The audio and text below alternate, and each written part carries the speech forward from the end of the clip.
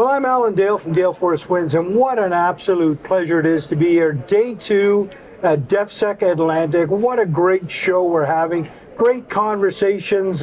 Thanks to our good friends at Cisco for bringing this conversation alive. I want to say that we're trying something a little bit different here. We're going to shoot this video a couple of ways. Going to shoot it through a traditional format, but we're also going to do it in immersive video because our client has the ability to watch these videos. So it's going to be an experimental thing. Looks kind of funny, but it's going to be a very cool product at the end of the day. Speaking of looking funny, so why don't you introduce yourself, sir, and tell us what you do. Al, always good to be back.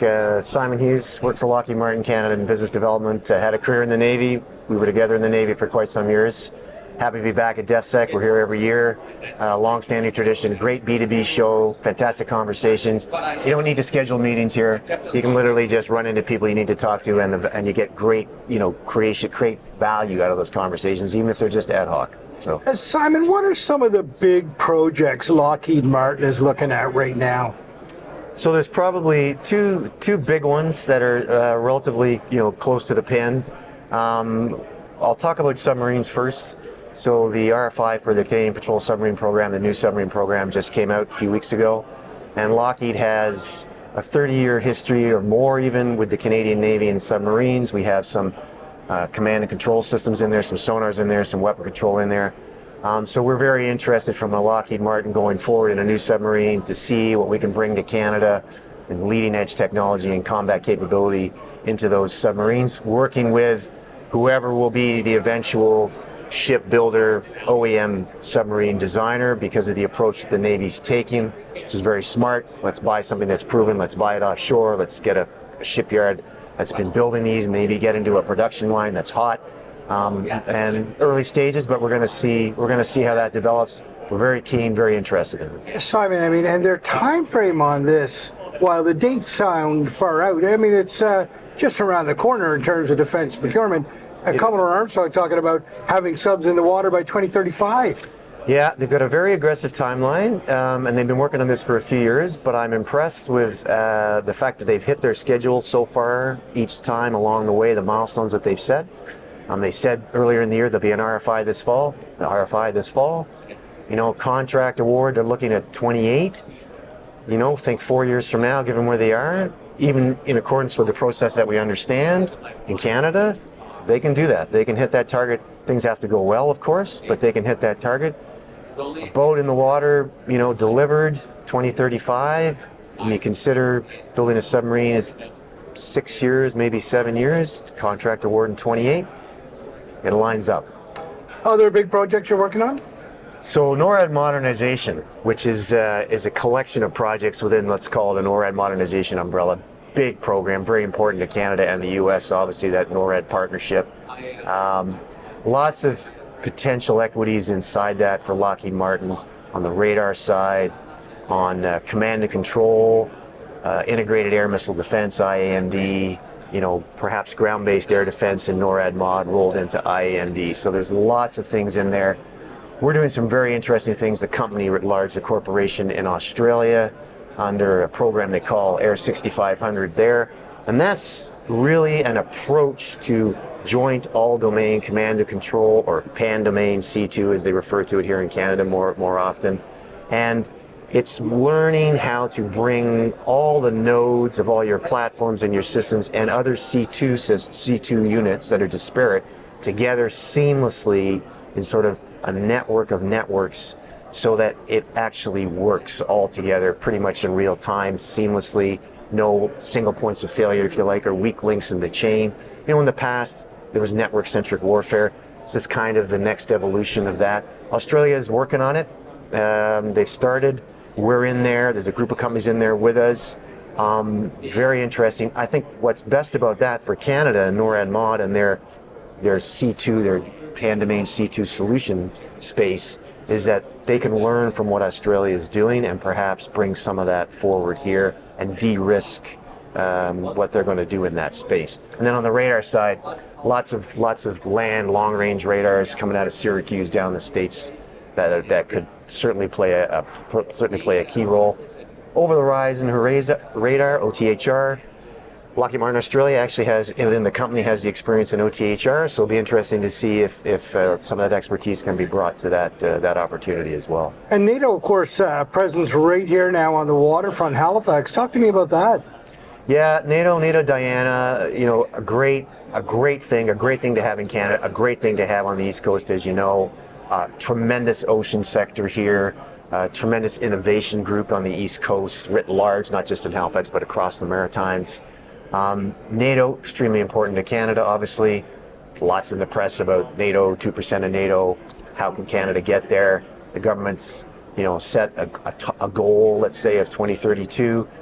That's a lot to do to get to 2032. But if you look at everything that's in the program in defense in Canada, and if the process can move along at pace, industry can lean into that and respond and take us a long way towards that 2% in the years between now and 2032. Defense procurement is challenging, we know that. The government has said good things in the defense policy update, leaning in, getting towards 2%. There's been statements made at the NATO 75th summit back in June of this year. Really good things. The minister is saying good things. So there's lots. I'm an optimist at heart, of course, like you are. There's a good vibe. There's good language. Now we just have to turn, the talk into the walk and into the execution. And I'll say defense industry in Canada is ready to go. And on that note, of course, Lockheed, a big player in the room, the big muscle here. What would you talk to SMEs about to sort of want to do business? And not only SMEs, but academia and folks like that want to do business with a company like Lockheed. Right. So I'll go back in time when the ITB policy came out in 2015, the Industrial Technological Benefits, which was the follow-on from regional benefits, IRBs.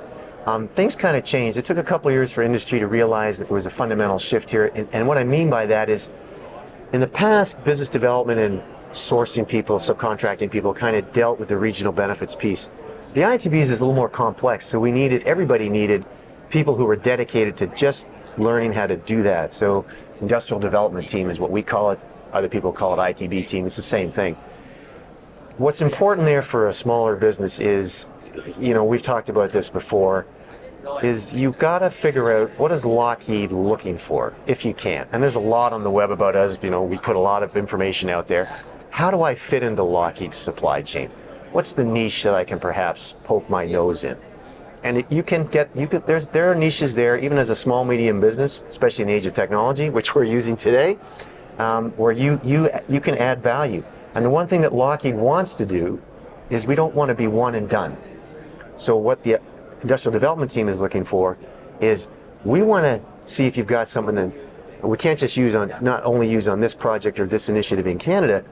We want you to see Lockheed Martin as its own marketplace because it's so big and we have a lot of tentacles, like you say, everywhere, not just in Canada or the US, but internationally.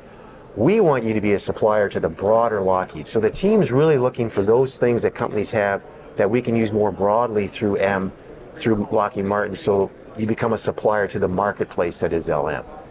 But you gotta do some homework first, right? You gotta come prepared. You gotta learn a little about us, and then you gotta decide, is there something there for me or not? Simon, it's always great to have you on the show. Really appreciate your lens. You lay things out in a very succinct format that people can sort of grasp onto. Really appreciate you providing that to us, and appreciate having Lockheed in this conversation. Do we have time for one more? Of course we do. Okay. We have the whole internet. We have the whole internet. Okay. I'm looking around. There it is. Training. I talked about NORAD modernization and the Canadian Patrol Submarine Program, big programs. But there's a lot of big stuff going on in the training space in Canada in defense.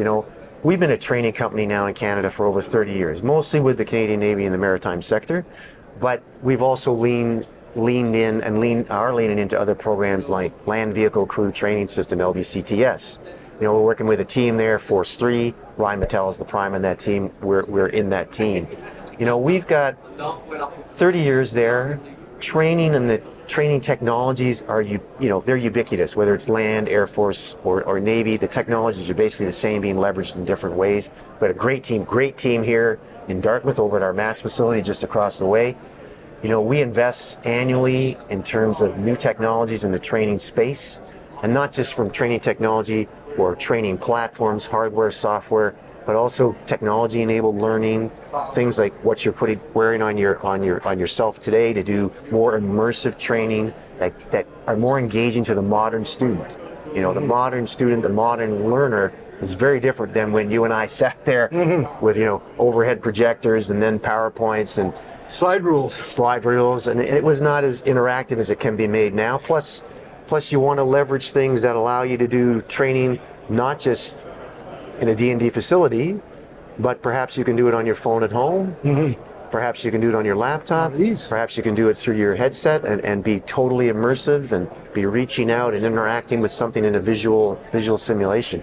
And we've got capabilities and are working on that and investing in that constantly. So training for us is a big deal. It's a big part of the business. Most people think of Lockheed Martin Canada as you do combat management systems and you do complex project management.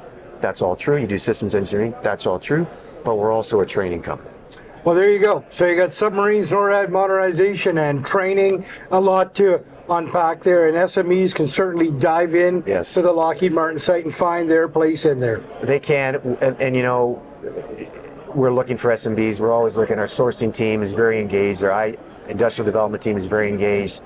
Like a lot of other companies, we're certainly leaning in hard on the Indigenous space as well, trying to see how do we work with those companies, how do they work with us, what do they have to offer. And that's, people say, oh, that's difficult. It's like, yeah, but like anything that's innovative or new, there's an opportunity there for greater value and greater engagement and better outcomes as a result, because it's something new, it's something different, and when you do that, you get different perspectives, and out of that become different ideas, and that turns into something that you didn't think of before, and all of a sudden, that's better.